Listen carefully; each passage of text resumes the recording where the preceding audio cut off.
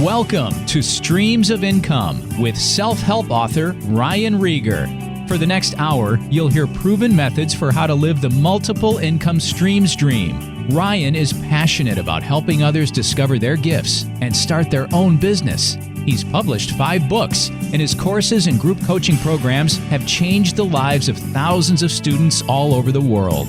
Ryan's books include Private Label, The Easy Way, Finding Your Grace Place, and his latest, Streams of Income. And now, here's your host, Ryan Rieger. Hey guys, welcome back to the Streams of Income radio show. I'm your host, Ryan Rieger. Today we're chatting with my friend, Trey Cockrum. You might recognize the last name. His dad, Jim, has been instrumental in my life, my friend, my mentor. And Trey is just 20 years old, and he's accomplished some amazing things. Super proud of him. It's been fun seeing him grow up.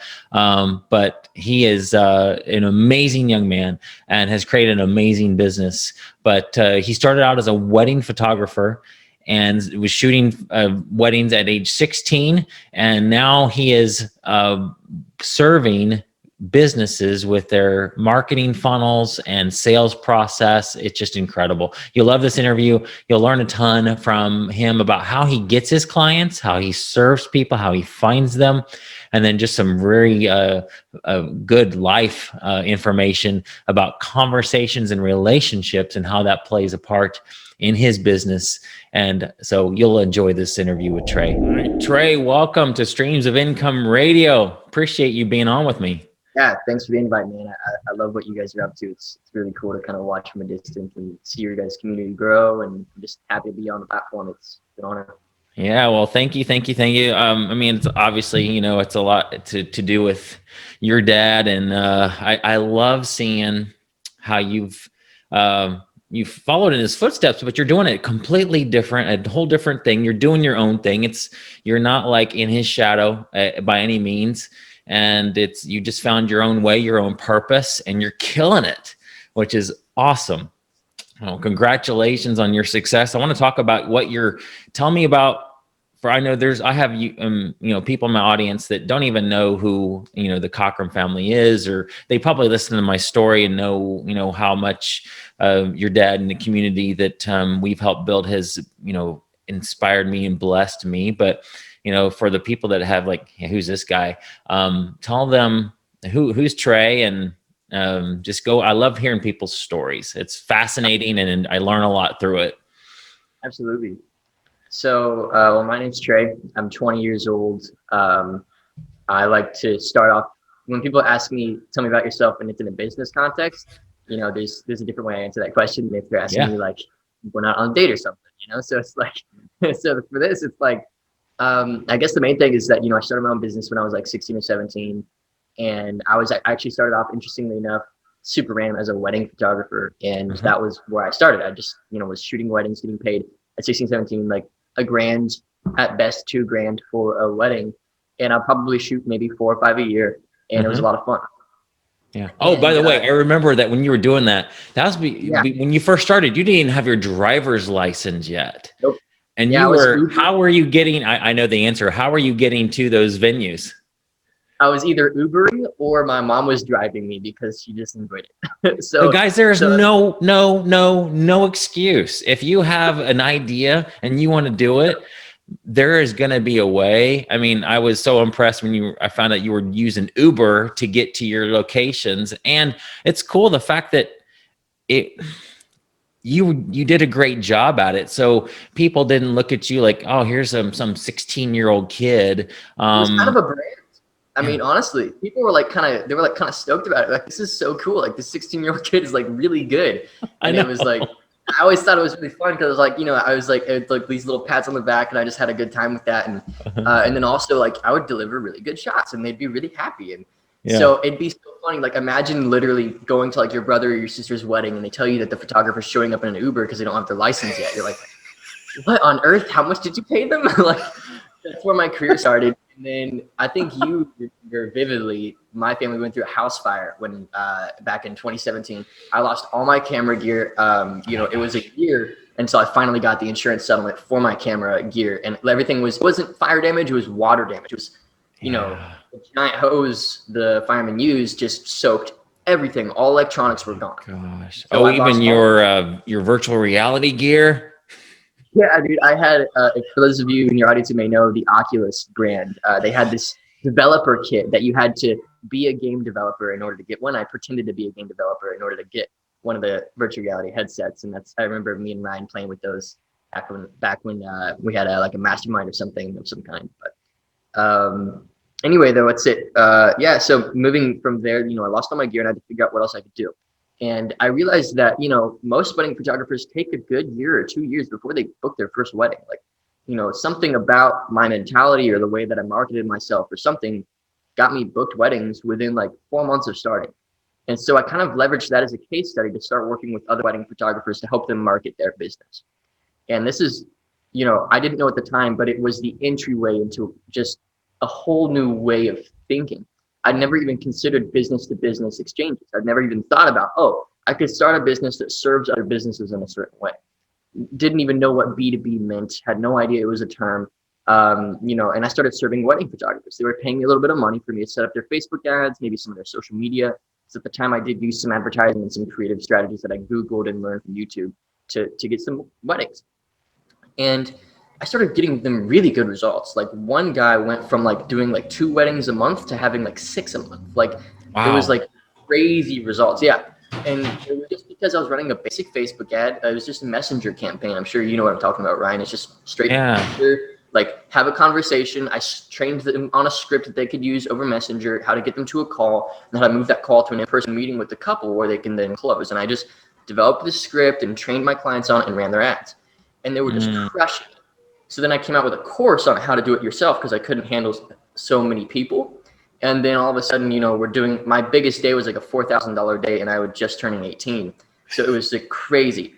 Like it was like a whole thing. And I was like, this is the most crazy. And you can still look it up. It's called like Wedding Photography Mastery by Trey Cockrum. I don't even know if the site's still up, but it was like how to shoot and edit and deliver good photos, as well as the marketing end of things, like how to actually attract. So my thing was be a marketer first and a photographer second. And that really hit people hard because a lot of artists have a hard time with marketing. So then I was like, all right, wedding photography is cool, but most wedding photographers, like there's 1% that are like doing well enough to pay me the kind of money that I want to make because I've got life goals and long-term goals. And it's really hard to reach those 1% because often their referrals so well. So I started playing with other niches instead of serving wedding photographers. And, I still use the same methods to get clients as I do today, Ryan. I just use Facebook groups, LinkedIn groups. I just post around, and there's this group of like 60,000 wedding photographers, and I started just hanging out and making friends and just sharing what I was learning about marketing. And at one point, they had me live stream to the whole group, and that's where I got most of it. So you were just serving. You were going in there and just serving. Just serving. Wow. It's hard. Like I could care less about money. I was 17. I didn't have any bills. It's just like people. I just felt like people should pay me because like otherwise I'd get too many people wanting my help for free. It wasn't. I could care less. Oh my gosh. Back to the wedding photography real quick, just so I don't forget it. I've had 2 photographers on my podcast.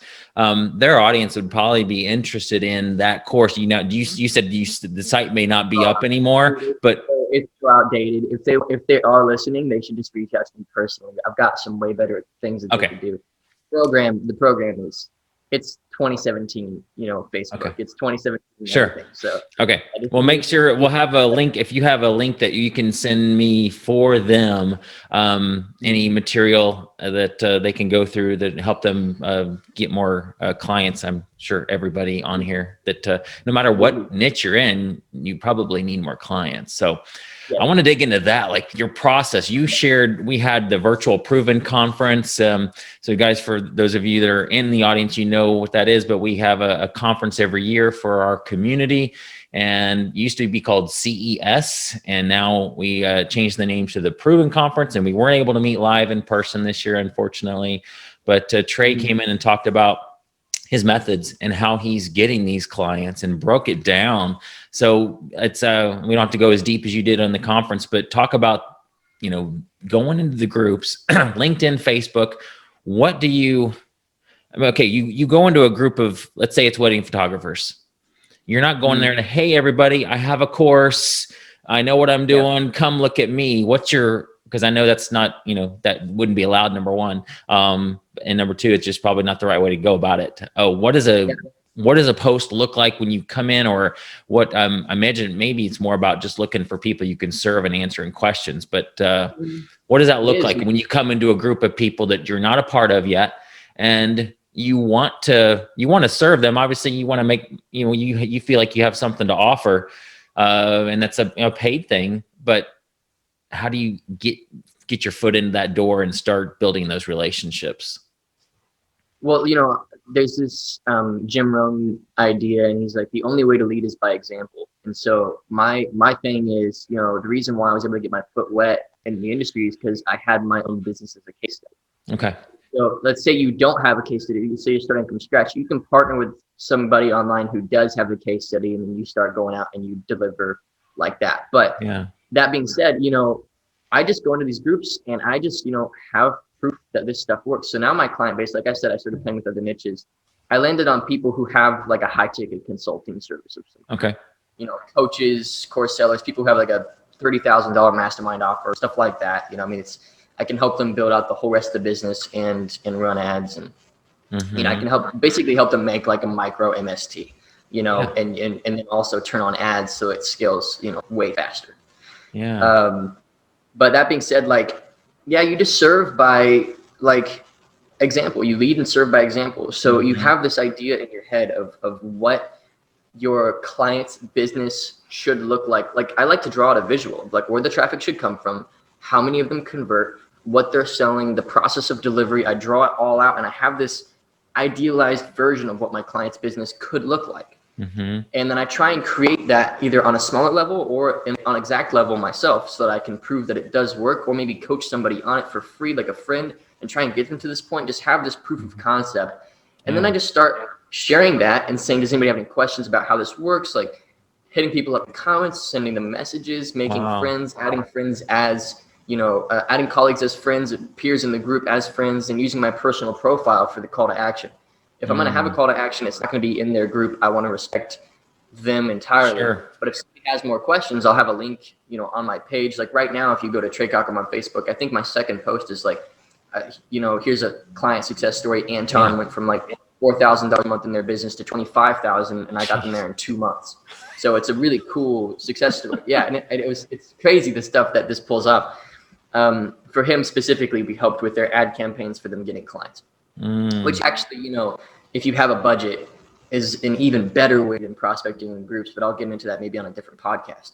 But just sharing and leading by example and answering. So you would just go into a group and just start. So you might actually proactively create a post and just start sharing some golden nuggets of information. And then people start, obviously they're going to be asking you questions like, whoa, that's really cool. I want to know more.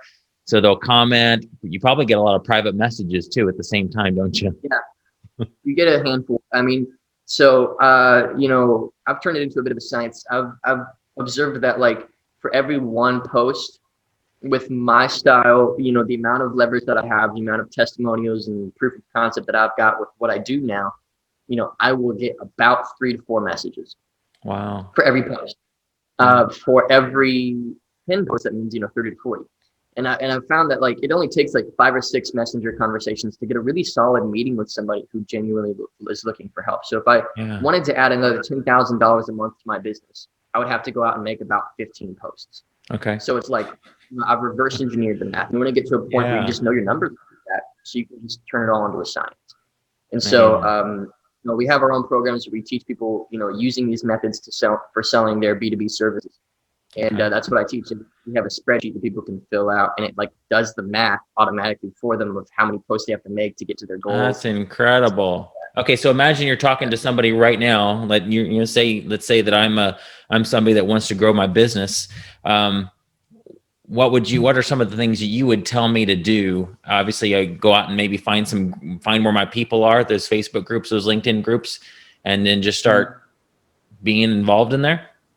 Well, it's a good way to get your foot wet, but once you've got capital, once you have, I'd say at least 20,000, and you're able to, you can have a safety net of about 20,000. And it sounds like a lot maybe for a beginner, but when you've been in it for a while, 20,000 is a good amount to start with for an ad campaign of some kind. And if you think you've got a lot of confidence in your campaign, you can do 10, but 20 is a really good net.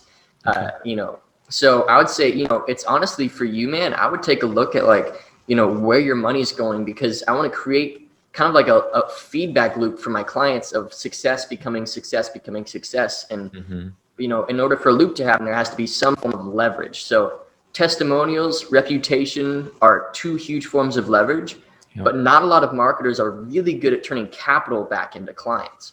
And, that's one thing that I've just thrown, I've thrown $80,000 of my own money, Brian, at ad campaigns, figuring out how can I consistently turn money into clients. And I've just got one solid funnel that I use for all of our clients. It's just a landing page, then a video. If they like what they're learning on the video, they can schedule a call, and then I train my clients on a script.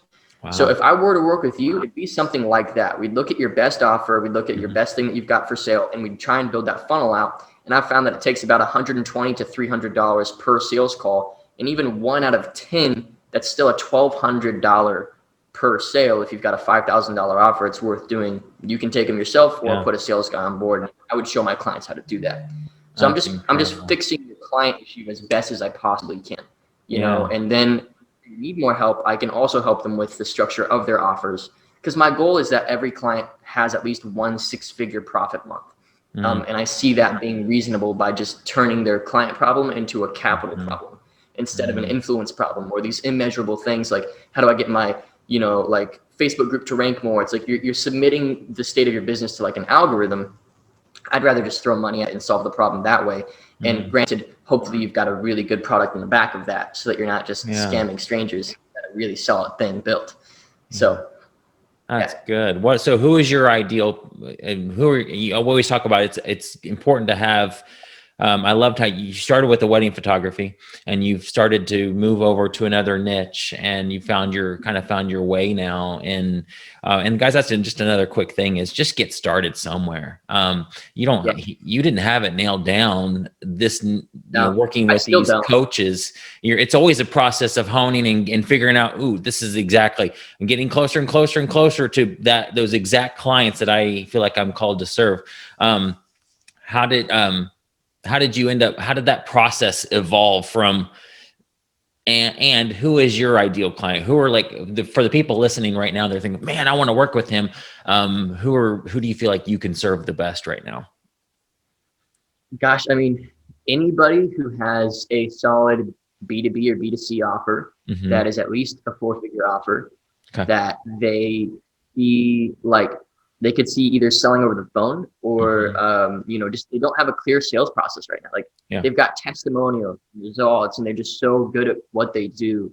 They're like an expert that is genuinely really freaking good at what they do, but they've just never built a streamlined sales process. They've never just been able to turn on a button and everything just kind of works. Right now I've got a really talented sales guy that I've spent a lot of time training. His name's Brendan, and he closes 25% of the meetings that I get. I have to pay $200 to get him a meeting. We have a $4,000 offer we're selling. So it's just everything cranks. So, when you get to that point, now granted, that's a total dream. It's taken me a year of hands-on constant work to get there, but I can help people start that process and show them how to get there. That's anybody who's really got a solid offer and they're maybe a good coach, or they've got a great program, and they've just gotten tons of results with it. And I like to keep it very simple with my clients. If you don't have a lot of results, or you have a product that you're just slinging just to make money and it doesn't really bring the sorts of results that you're saying it can, then I don't want to work with you. It has to be something with full integrity that is really freaking good, because then, the problem with having a bad product is if I market you, we're actually just showing more people that you're bad quicker. So I'm actually hurting you. Right. So that's true. Yeah. Oh my gosh. That is awesome. So I'll have a link in the show notes, guys, streamsofIncomeRadio.com for if you want to hook up with Trey and get on a call just to explore whether, he's a fit for you and you're a fit for him. So, that's so cool. I love this. So on the conference, your dad said something that just struck me, and you agreed with him on it. And it one of the big reasons why I wanted to chat with you.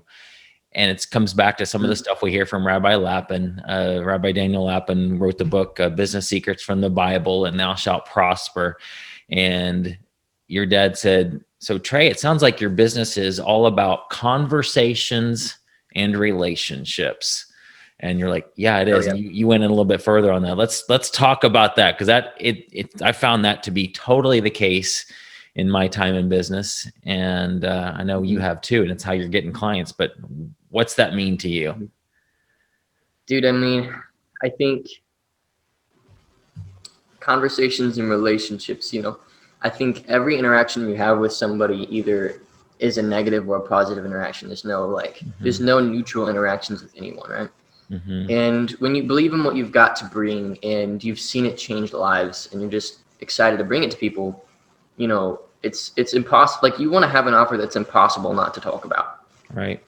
That's where you want to be. Like all the best business people in the world, they identify so closely with what they do. It's not this like side hustle. It's like, it's a part of themselves. Even the Hebrews, and Lappin would tell you this, like their last names represented their line of work. Yeah. Not sure I want to know what Cockrum is, but last names typically represent line of work, right? So that being said, it's like owning what you do and bringing it to the market in such a way where it's like you're answering questions by referencing what you do. And, when people are concerned, you like bring up what you do to comfort them. And you're like, we could help you in this way. Like just owning how you operate. And when you have conversations with people and what you do is kind of this like piece of yourself and not this like side hustle, not this like, like I love the word income stream, but it can also hurt the identity part of things. Like if you don't identify with your income stream, then there's going to be some misalignment. So the first step is to really align with what you do. The second step is when you're having conversations, bring value through the lens of what you do and answer questions through the lens of somebody who specializes in what you do. So like, for example, Ryan, if you were to call me one day and say, all right, Trey, we've got like this much in the bank, we're trying to do this, these are our goals, what do you think? I'm like, well, I'm going to answer all those questions through the lens of how I operate and the way that I consult my clients. So then naturally the next step for you would be like, well, I kind of like what Trey's got to offer. I think he's got a good thing. I'd love to consider it. And I'd make you a quote and give you a month to think about it. It's just like very simple ways of doing business. So I think the first step is identifying with what you do. The next step is genuinely caring to see people succeed through the way that you do things. And also, having something that when fully implemented into somebody's business or their life is something that you're excited to see. And then having conversations is a very natural thing. Like, with my, like one of our top clients right now, his name's Luke of Voight. He's had at this point, he's had multiple $10,000 profit days since working with us. And his whole business was knocked out due to COVID. So he was working with construction companies. It's a really interesting story, actually. He's working with construction companies. They all bailed because he was only doing local work and he'd never known how to expand. And I said, dude, you just need to build an ad campaign, take on clients through sales calls. And he followed our blueprint for the funnel, built it, took some sales calls. I think he's like $40,000 to $50,000 a month again, which was back where he was, but it's more stable now because it's global. It's anybody and everybody. And not only that, but his clients are paying him up front in some cases. So he's taking these $10,000 to $20,000 checks just like over the phone. So it's a really crazy story. And the way that I interact with him is through the lens of what I do and the lens of what he does. Like it's just a relationship of this huge mutual value. Like he's a really powerful testimonial for me to share.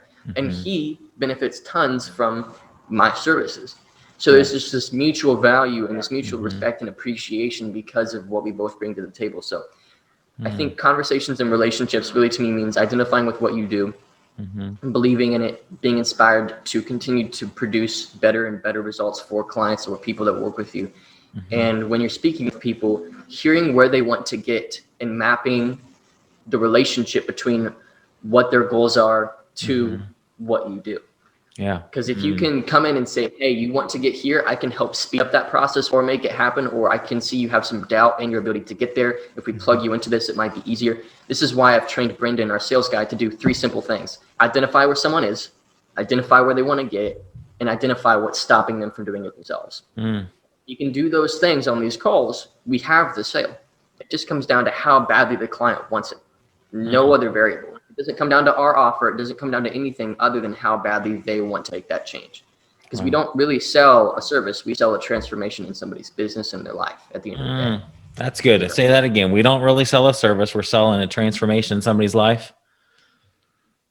And yep, exactly. That's exactly it. We don't sell services or courses or products. We sell outcomes and transformations. Yep. And so when I'm on the phone with somebody, the reason I can command, let's say a $15,000 price tag to really, in reality, just build a funnel. I don't feel any unethics there because they're paying to solve a huge problem for themselves, and they'd rather throw 15 grand at it than find some guy on Fiverr and pay them $50. They want That's a somebody that can fully great trust the point. you know. Yep. So There's I'm not just no, go ahead. You're not just what? Keep going. yeah, I'm not just building a funnel. I'm helping them create a new life. Like people, like the economy ticks because people have this vision of themselves that they want to have, and they're trying to buy it. And so if you can come in and support somebody's vision with your offer, that's when you've got a really, really solid thing going. That is so good. I think it was Josh Tolley, the author of Evangelpreneur, that said he had lunch with somebody, called him up and wanted to have lunch, and he didn't want to do it. And so he charged an insane amount for that lunch. I think it was $8,000. And the person said, done, let's do it. So he had lunch with them. At the end of the lunch, sorry, Josh, if I butcher this up here, but essentially he said, why in the world did you pay $8,000 for this lunch? I mean, it could have been like 100. I would have done it for like 150. And the lady gave him some wisdom that was incredible to him at the time. And she said, Josh, I say something like, I think it was like, I have like an $8 million problem. Somebody who charges $150 for my lunch. She said it was too expensive. 150, it was too expensive because I have an $8 million problem. As somebody charging me $150 for this lunch is not going to be able to fix an $8 million problem. I need somebody that I'm paying $8,000 for to fix my $8 million problem. And so it's not about that funnel.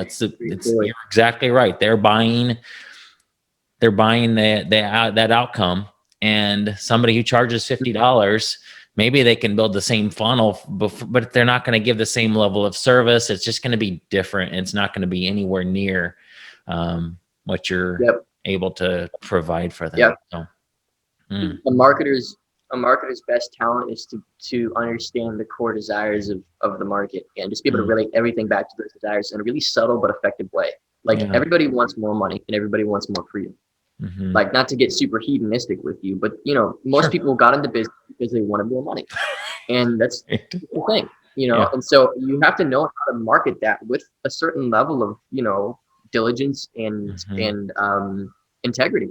And if you can say, this is what we've got, and we're able to grow businesses, and here's how we do it, and we'll help you in this way, and it just comes down to how badly do they or do they not want more money, or how badly do they or do they not want more growth in their business. So it's a really interesting thing, man. It's one of the things that I do for my clients is I figure out like how their offer could hit better. So like one of our clients, Kyle Dindy, was selling an ebook for $40 that I turned into a course that he was able to sell for $2,000. I was like, how can we take this information and position it in such a way that people will pay $2,000 for it instead of $40? And he's like, it's just an ebook. I'm like, but no, it's not. So you record it in video format, and we, instead of talking about what's included, we talked about the outcome of what you could get if you fully implement this stuff. And he helps people go full-time with their speaking careers. So people that want to go full-time, like, you want to go full-time, what's $40? You want to go full-time, $2,000 sounds a bit more like it. Like, if you really want to make a six-figure income as a speaker, like, are you really going to pay any less than $2,000 to somebody who's done it themselves and proven the process to help you become a full-time speaker? So then we built a small presentation, have people book calls with the sales guy. The sales guy takes 10%, so he's profiting $1,800 after ads, which is probably like $1,400. So, it's a pretty sweet little funnel he's got going. Wow. I love it. Do you have anybody do you have anybody that ever like gets on a call with you or sees you on video and like, dude, how old are you? And wonders like, do they ever wonder like, gosh, I wonder how is he able to, has there ever been somebody that wondered if you can deliver? I'm sure now that you have success stories, that's maybe at the beginning this happened earlier on, but now they see your success stories. It doesn't matter if you're 5, honestly. But did you ever have to get over that age hurdle? Yeah, I mean, I learned how to deal with it early on. I'm lucky that I went into like this high pressure field, like wedding photography is the first thing I did. So like I learned how to deal with it early. you just be self-aware about it. You just kind of joke about the fact that they just paid a kid that much money, and then they crack up and you crack up and you move on. You know, it's just not that big a deal. Right. Because at the end of the day, you know, you can help them. Yeah. So absolutely. really, the only thing that people take offense to are things that they're concerned are true themselves. So I had to look in the mirror and wonder, should I take offense to that? Do I believe it's true that I can't help people? No, I don't. There's no Right. cell in my body that feels like I can't help people because I'm young. Yeah. You know, so if I did think that, then maybe I would be offended by it because it's speaking some truth to me that I haven't quite accepted. But I know that that's not the case. So when somebody says that, I can just joke about it with them. And kind of, they're like, man, you're 20. I'm like, yeah, what the heck are you doing, man? You know, and I just kind of make fun of them, you know, you know, and we move on. Yeah. I love it. Yeah. That is awesome. What advice do you have for somebody getting started in their business, or maybe especially if they're young and they're thinking, gosh, I want to do what he's doing. Finding my way in business. But I feel like, you know, I don't know, I'm too young, or maybe I'm too old. And dude, you're not too anything for anything. Like I am too X for X. Like just that thought in general, like, is just such a, it's the enemy. Honestly, that's the role that sin plays. Yeah. Is it like gets you to question everything. So yeah, now granted, this did not come easy. So even having an entrepreneurial father and even having this perfect environment for everything, you know, I think people look and they're like, man, like, you know, it's like the perfect environment for you to be bred with him. But dude, the things I had to jump through, man, like it has been very hard to really. This is totally different than what your dad does. Like, this is not even, guys, just for you listening, thinking, oh, well, he learned all this you definitely learned from your dad, but your business is nothing like your dad's business. So it's like you've completely charted your own path. Yeah, and there's definitely some core ideas that stay the same. You know, just have integrity and you know, collect testimonials and these sorts of ideas.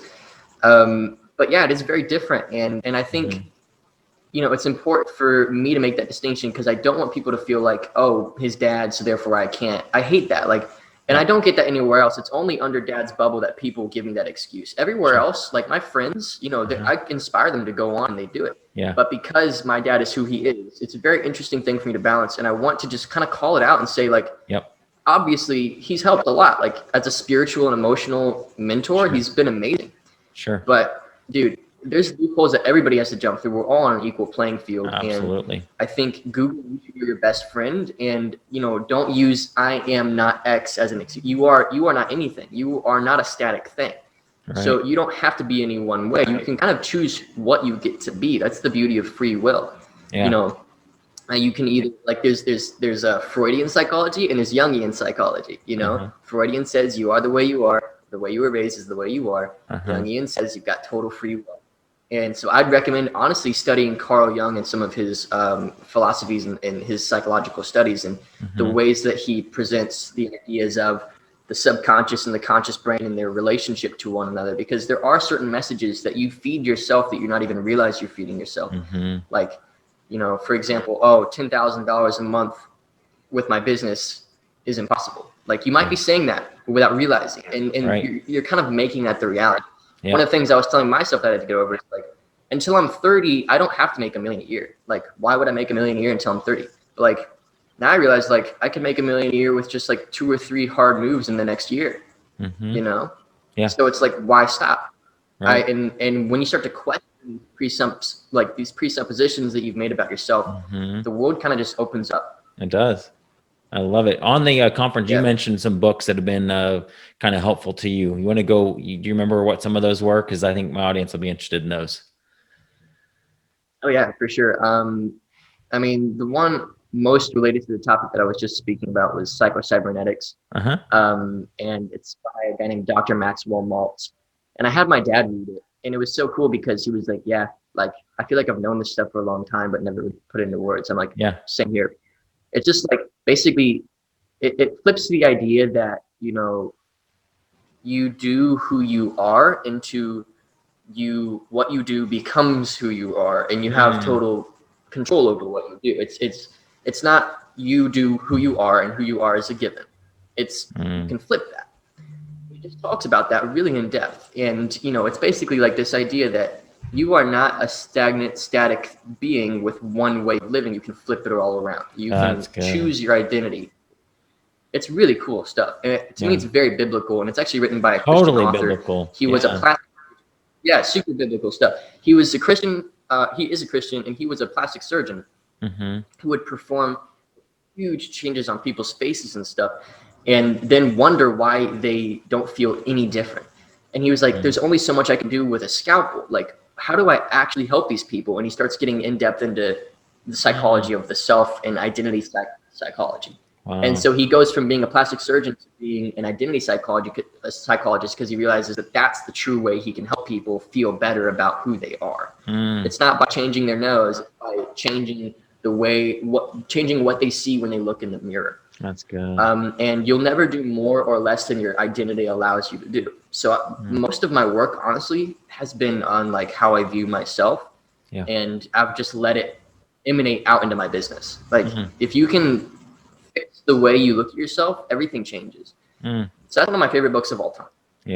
Besides that, like, I don't read a lot of business books. I really read a lot of books on that topic and like self-development, and I kind of let it play a role in my business. The only like really good business book that I would recommend is The E-Myth. Talked about how to go from doing everything in your business to kind of running it and being an operator. And that's been a huge thing for me. Like, it's very tempting as an entrepreneur, especially a digital entrepreneur on your laptop, to just do everything. Right. But you don't even realize how much of a cap you're creating. You're in your own way at that point. Totally. Because at the point you're doing some things, you probably like at the beginning you kind of do everything, but then you quickly want to move to where you are now, where you have a team. You said 4 people. Is that right? That help you out?